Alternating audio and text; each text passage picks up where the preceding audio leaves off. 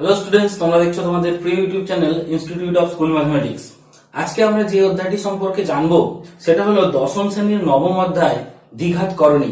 তোমরা অনেকেই হয়তো এই করণী অধ্যায়টা কমপ্লিট করে ফেলেছো, কিন্তু যারা কমপ্লিট করে ফেলেছো তাদেরকেও বলবো এই অধ্যায়টি সম্পূর্ণ দেখার জন্য। তার কারণ এমন কিছু প্রশ্ন বা এমন কিছু ধারণা থাকতে পারে যেটি তোমাদের কাছে এখনো অসম্পূর্ণ আছে বা অসম্পূর্ণ আছে সেটা তোমরা জানোই না। তাই এই অধ্যায়টি অবশ্যই শেষ পর্যন্ত সম্পূর্ণ এবং স্কিপ না করে দেখো। আশা করি একটা নতুন ধরনের করণী তোমরা দেখতে পাবে।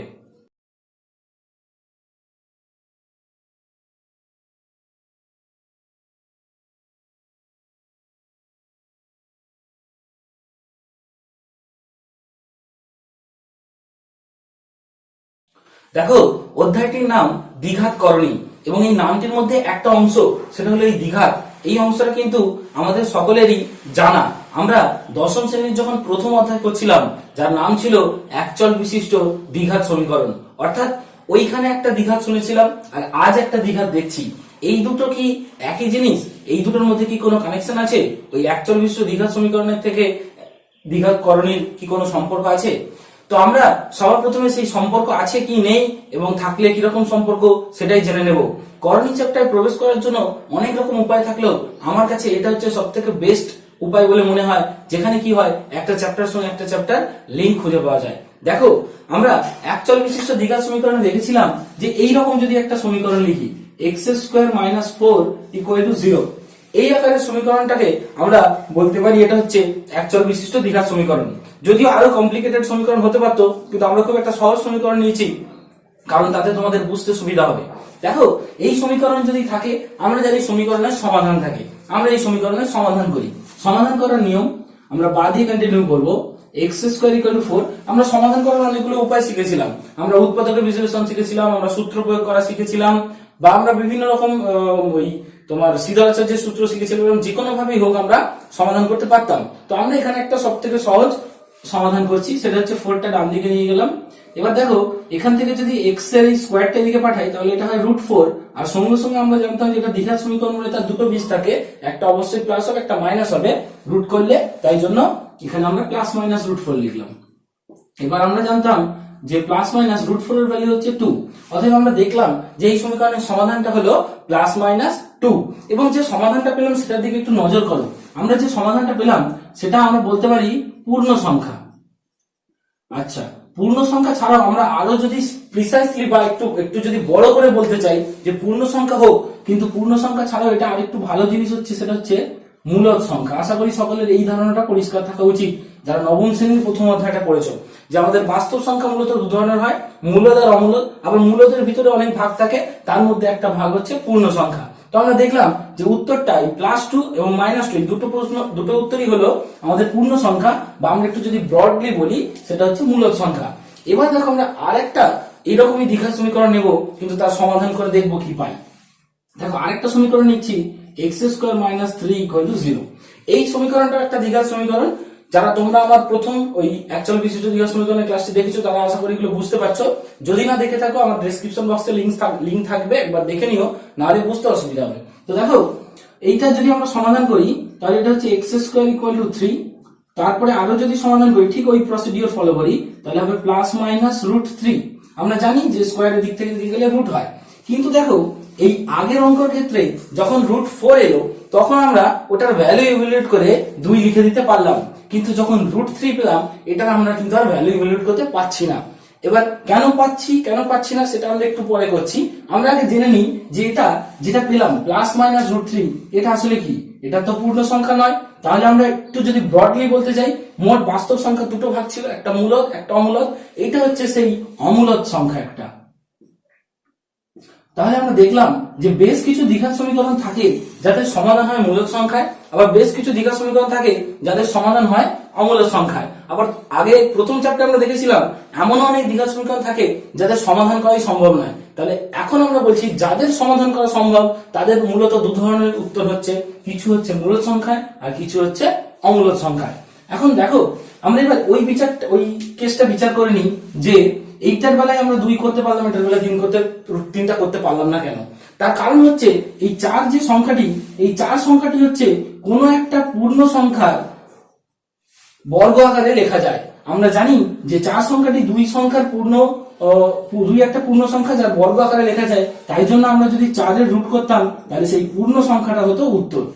এটা হচ্ছে বর্গমূলের সংজ্ঞা, যে কোনো সংখ্যার যদি আমরা কোনো ধনাত্মক সংখ্যার যদি আমরা বর্গ করে কোন সংখ্যা পাই, তাহলে নতুন যে সংখ্যাটি পাবো তার বর্গমূল করলে ওই পুনরায় ওই ধনাত্মক সংখ্যাটি ফিরে পাবো। এটাই হচ্ছে বর্গমূল। তো এই ছিল 4-এর গল্প।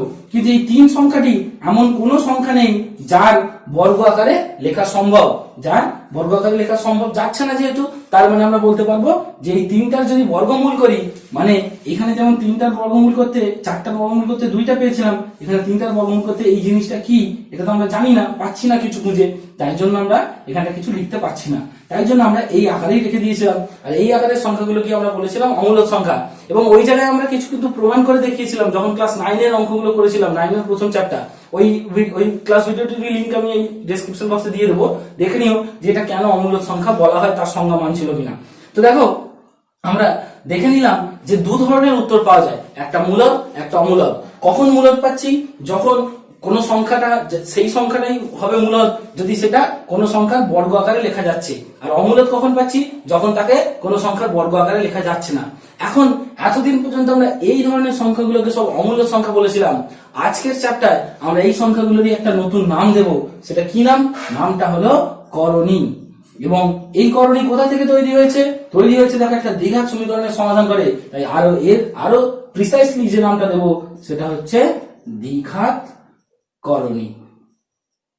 তাহলে আশা করি তোমরা বুঝতে পেরেছো যে কেন এই সংখ্যাটাকে, অর্থাৎ এই আমি +√3টাকেও ভাবতে পারি, -√3টাকেও ভাবতে পারি, কেন এই সংখ্যাটাকে দ্বিঘাত করণী বলা হয়। কারণ এটা একটা দ্বিঘাত সমীকরণের রুট বা বীজ, যেটা একটা অমূলক সংখ্যা। তাহলে যে দ্বিঘাত সমীকরণের বীজ অমূলক সংখ্যা হয় সেই বীজগুলোকে বলা হয় দ্বিঘাত করণী।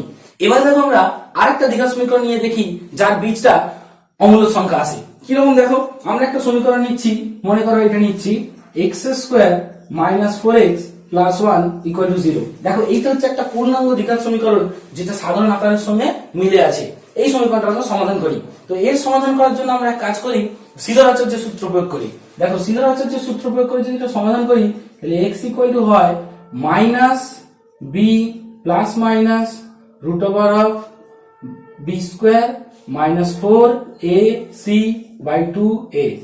সমাধান করছি, দেখো এটা হচ্ছে +4 ± √16 - 4/2, 4 ± √12/2। আরো সমাধান করি, 4 ± √12 কি করে সমাধান করতে হয় দেখো, তোমরা একটু দেখে নাও। √12 মানে হচ্ছে 12 কে উৎপাদকে ভাঙতে হয়, 2 × 2 × 3। তাহলে দেখো আমরা দেখতে পাচ্ছি যে দুটো 2 আছে, দুটো 2 এর বদলে একটা 2 বেরিয়ে গেল। তার কারণ হচ্ছে ওই যে তার মানে দুটো 2 এর স্কয়ার, তাহলে তার বদলে রুটের বাইরে একটা বেরোয়। এখানে যে নিয়মে বললাম যে 4 এ দুটো 2 ছিল, স্কয়ার মানে দুটো 2 ছিল, তাহলে একটা 2 বাইরে বেরোলো। So this equal to 2√3 2√3/2। দেখো আবার এটা যদি আমরা 2 দিয়ে ভাগ করে দিই, এটা হচ্ছে 2 ± √3। এবার লক্ষ্য করো আবার নবম শ্রেণীর প্রথম অধ্যায়, যেখানে আমরা দেখেছিলাম এটা একটা অমূলক সংখ্যা, এইটা একটা মূলক সংখ্যা।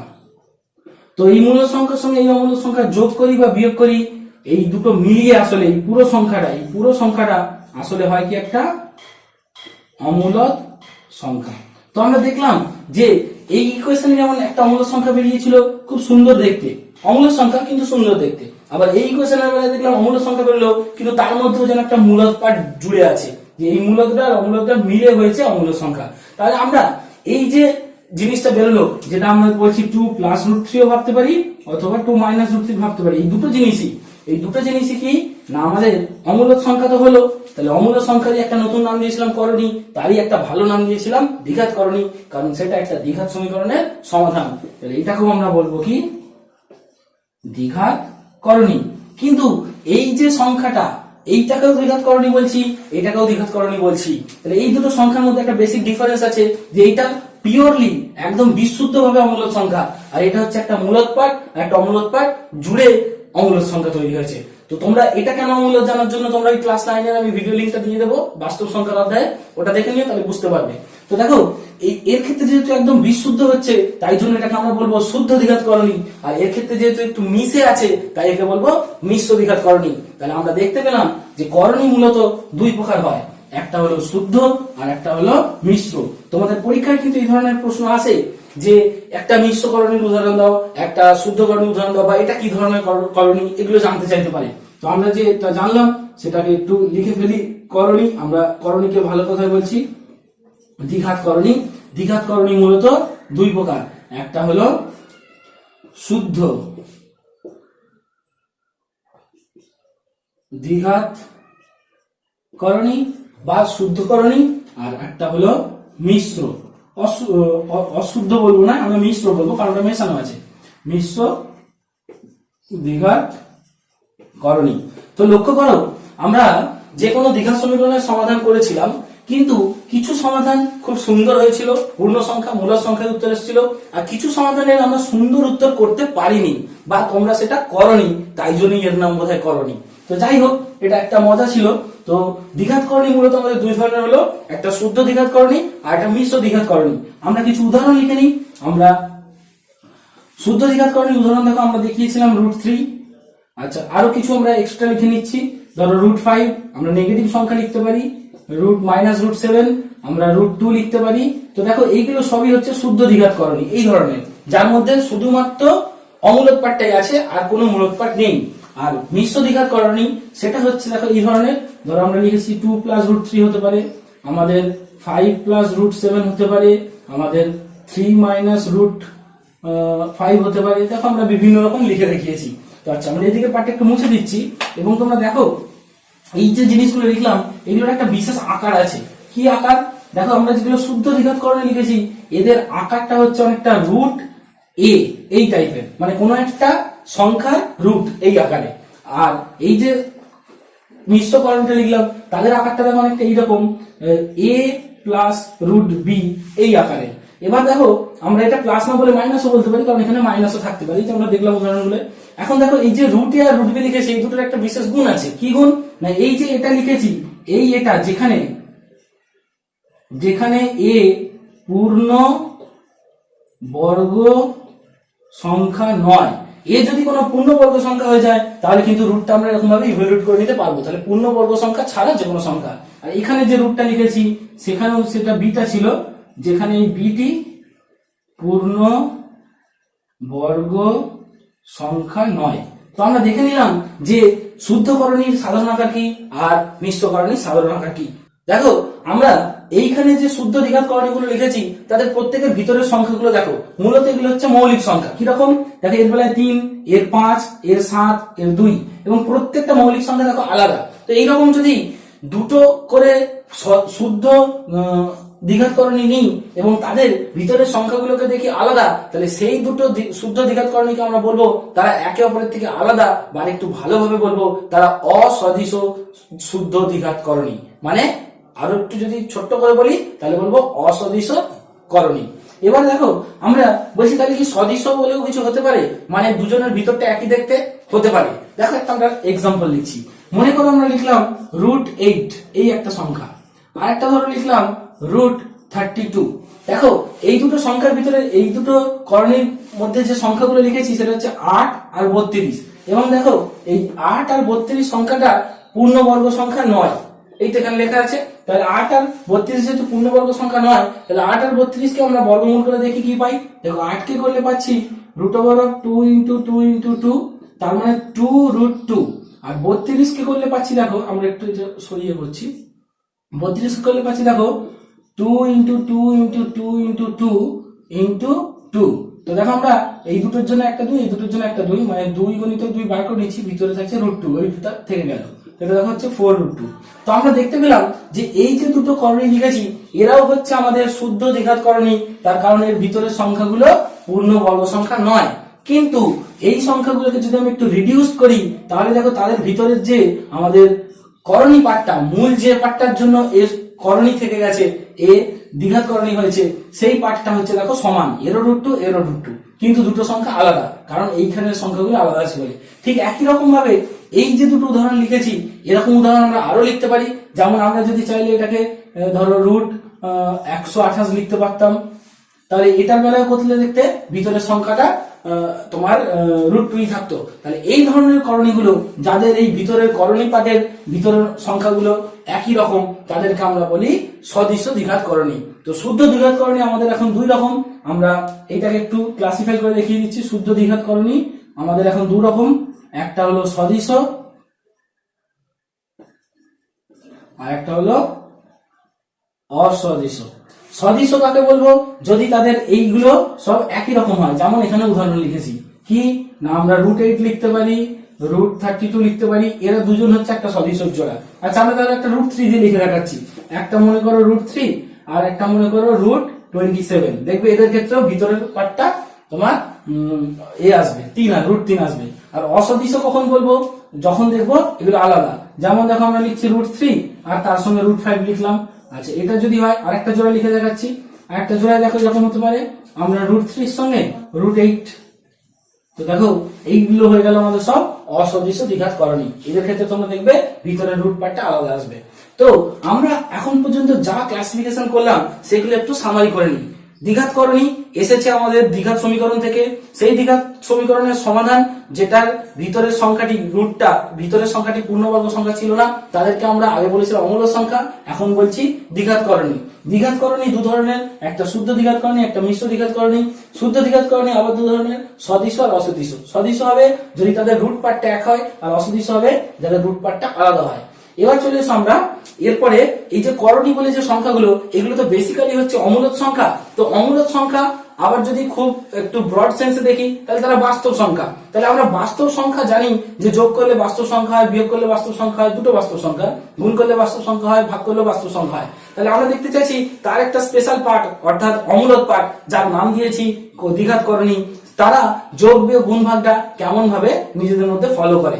তো দেখো আমাদের করণী মূলত দু ধরনের ছিল, শুদ্ধ করণী আর মিশ্র করণী। তো আমরা শুদ্ধ করণীর জন্য আলাদাভাবে দেখবো আর মিশ্র করণীর জন্য আলাদাভাবে দেখবো।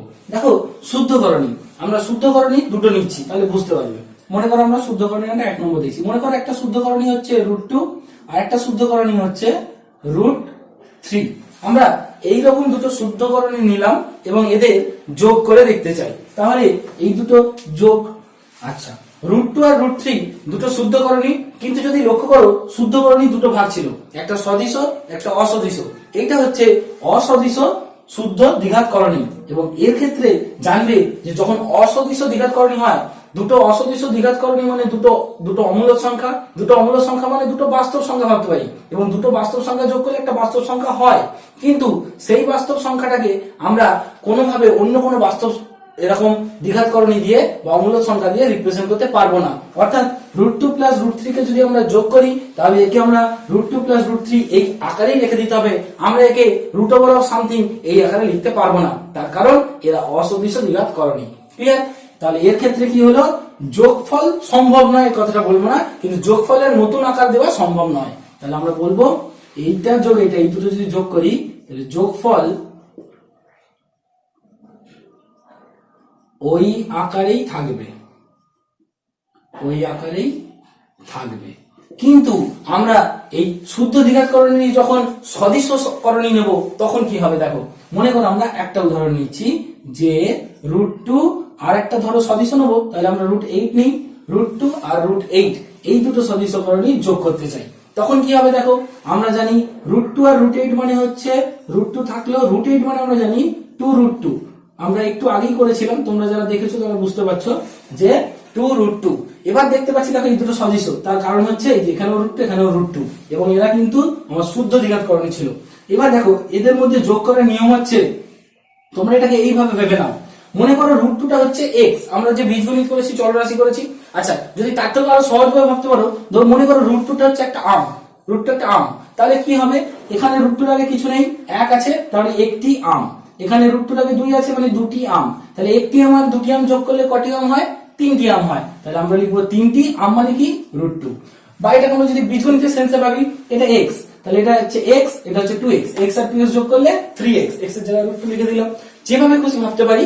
তো আমরা দেখলাম যে যদি আমরা শুদ্ধর মধ্যে সদৃশ নিই তাদের মধ্যে যোগটা কেমন ভাবে হয়, যোগটা হচ্ছে সদৃশর মধ্যে যে এই আগের মূলদ পার্টটা আছে সেইটা আমরা যোগ করে দিই, দিয়ে আর এই একদম পিওর অমূলদ পার্টটাকে লিখে দিই। ক্লিয়ার?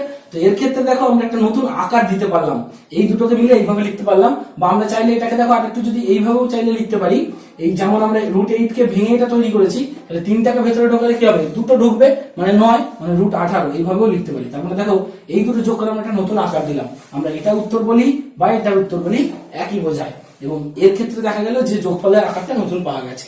এবার চলে এসো আমরা যোগের সঙ্গে সঙ্গে একটু বিয়োগটা দেখে নিই। বিয়োগের ক্ষেত্রে একই ব্যাপার, যদি শুদ্ধর মধ্যে অসদিশ নেই তাহলে বিয়োগ ফলের নতুন আকার দেওয়া সম্ভব না, আমাদেরকে ওই রকমই রেখে দিতে হবে √2 - √3। কিন্তু যোগ বিয়োগ করা যায়নি বলবো না, বিয়োগ করা গেছে, বিয়োগ করে যে নতুন সংখ্যাটা হয়েছে সেটা দেখতেই হয়েছে √2 - √3 মতো। আর এইটার ক্ষেত্রে যদি বিয়োগ করতাম তাহলে কি হতো, এখানটা মাইনাস চিহ্ন হতো, আর এখানটা মাইনাস চিহ্ন হলে আমরা এর আরেকটা যেটা উত্তর হতো সেটা এখানে নিচে লিখে দিচ্ছি। দেখো এটা হচ্ছে তাহলে 1টি থেকে 2টি বিয়োগ, তার মানে আমার -1টি পড়ে থাকবে, যেরকম আমাদের নিয়ম যে একটা ছিল 2টো নিয়ে নিল, তার মানে আমার কাছে -1টি আছে। আবার যদি এটাকে এইভাবে লিখতাম তাহলে কি লিখতাম, তাহলে লিখতাম ওই রকমই থাকতো, এটা আর কিছু করা যেত না, কারণ এর তো আর কিছু ঢুকছে না। সো আমরা দেখতে পেলাম যে এর ক্ষেত্রে একটা নতুন আকার দেওয়া সম্ভব হচ্ছে, এবং সেটা হচ্ছে যখন তারা সদিশ হচ্ছে। এবার চলে এসো আমরা এদেরই একটু মিশ্র হলে কি হয় দেখে নিই। তাহলে মিশ্র হলে যোগ করে দেখি। চলো আমরা মনে করো একটা মিশ্র দ্বিঘাত করণী লিখছি, যেটা হচ্ছে 2 + √3। এটা আমাদের চেনা। কেন একে মিশ্র করেছি, তার কারণ এর একটা মূলদ পাঠের সঙ্গে একটা অমূলদ পাঠ যোগ করে অমূলদ সংখ্যা তৈরি হয়েছিল, তাই একে মিশ্র করেছিলাম। এই একটা দ্বিঘাত করণীর সঙ্গে আমরা আরেকটা দ্বিঘাত করণী মনে করো 5 + √3 এইটা করে দেখতে চাইছি। তাহলে কি হবে, আমরা এই যোগটাকে খুব সাধারণ বাস্তব সংখ্যার যোগের মতো করে ভাববো।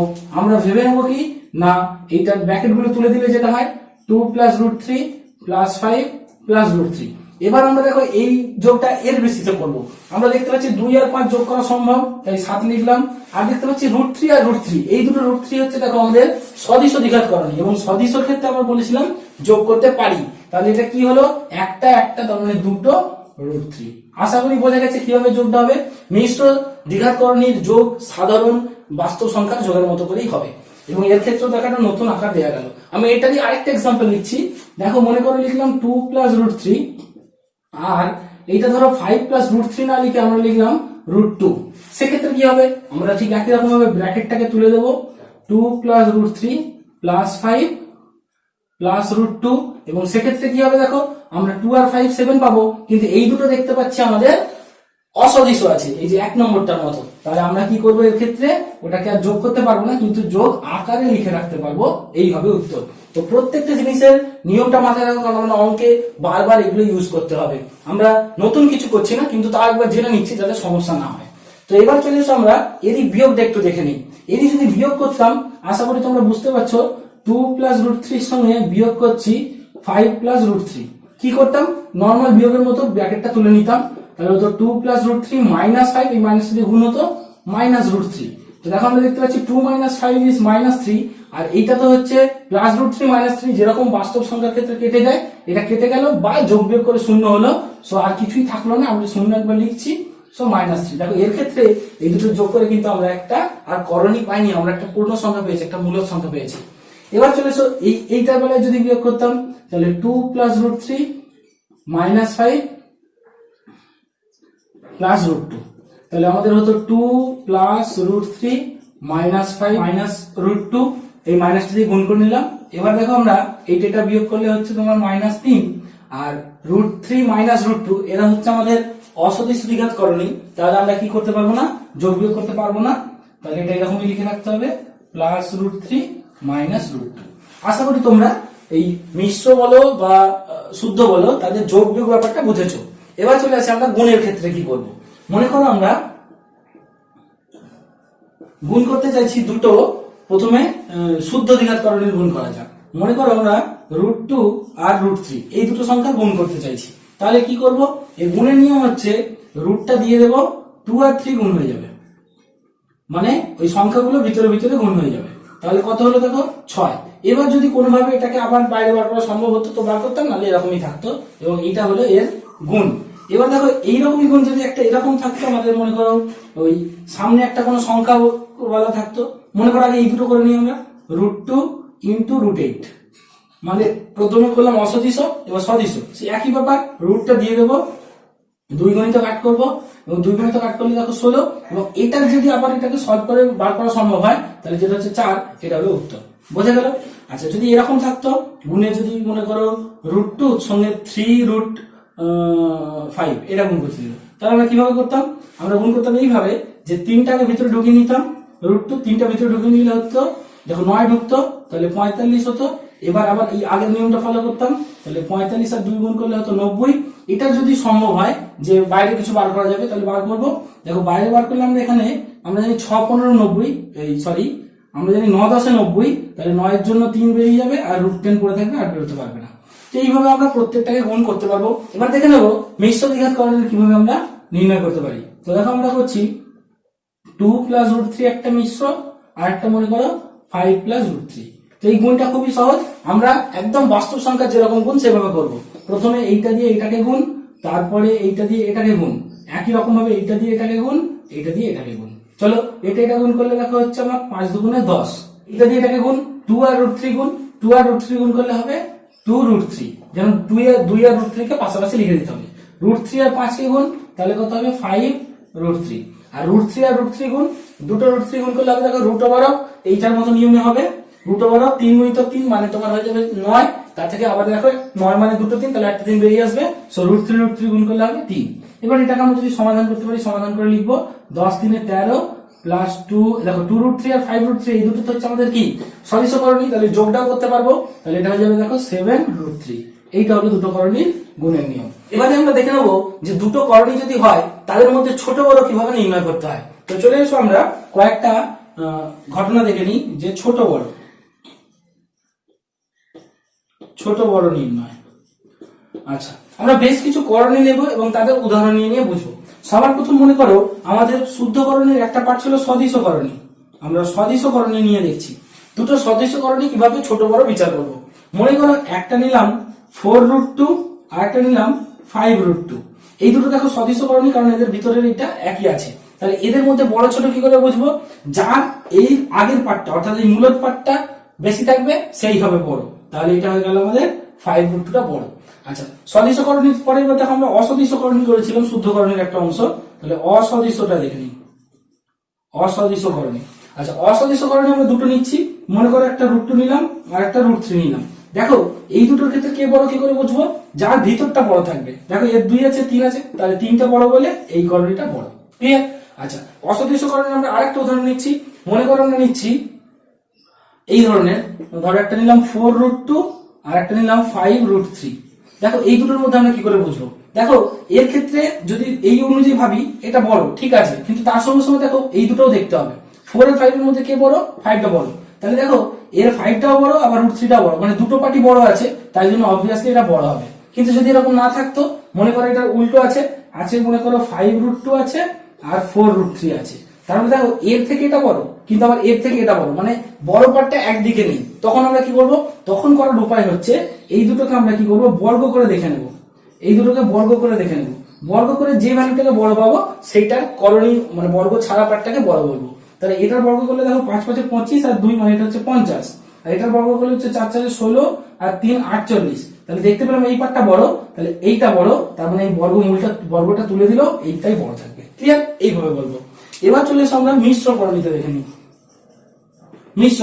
মিশ্র করণীতে অনেকগুলো ঘটনা হবে। মনে করে একটা লিখলাম 2 + √3 আর একটা লিখলাম হচ্ছে 2 + √5।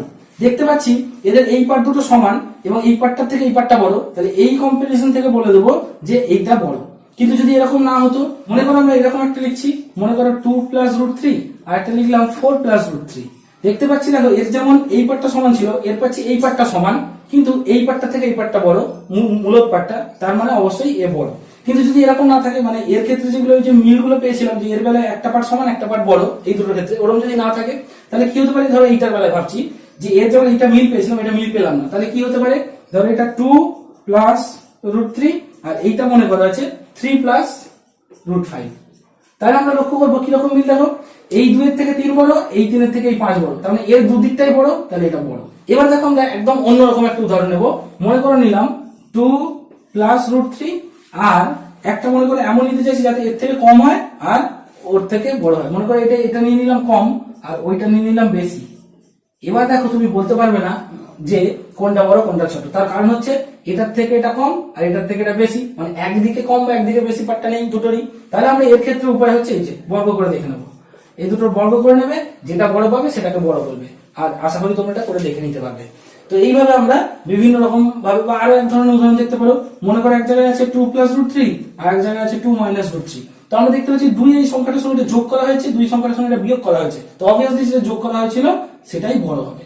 ক্লিয়ার? তো এইভাবে দেখো আমরা জেনারেল নলেজ ইউজ করে করে ছোট বড় গুলো বলতে পারি। আর যেখানে নলেজ ইউজ করা যাচ্ছে না সেখানে আমরা কি করবো, স্কোয়ার করে দেখে নেবো, যার বর্গটা বড় হবে তার বর্গমূলটা অর্থাৎ যেটা দেওয়া ছিল সেটাও বড় হবে। তো আজকের ক্লাসে আমরা দ্বিঘাতকরণের সমস্ত রকম যত রকম থিওরি ছিল সবগুলো করে নিলাম। আর একটা পার্ট পড়ে রইল, সেটা আমরা যখন কোর্সে দেখি 9.3 করব তখন তার সমাধানটা দেখে নেব। এবং আজকের ক্লাসে যদি তোমাদের বুঝতে অসুবিধা হয় তো অবশ্যই আমার কমেন্ট বক্সে লিখে জানিয়ে আমি তোমাদের উত্তর দেওয়ার চেষ্টা করব। এবং পরবর্তী ক্লাসে আমরা এই দ্বিঘাতকরণের উপর যে প্রথম এক্সারসাইজটা আছে 9.1 এটা সমাধান দেখে নেব। এবং তোমাদের যদি এই ক্লাস ভিডিওটি ভালো লেগে থাকে তো অবশ্যই তোমাদের প্রিয় YouTube channel institute of school mathematics subscribe করে নিয়ে বেল আইকন সেট করে রাখো, যাতে ক্লাস ভিডিও সংক্রান্ত লেটেস্ট নোটিফিকেশন সবার প্রথম পাও। দেখা হচ্ছে পরের ক্লাস ভিডিওয়ে, এবং বন্ধুদের মধ্যে এই ভিডিও লিঙ্কগুলি শেয়ার করো যাতে তারা এই ভিডিওগুলি দ্বারা উপকৃত হয়।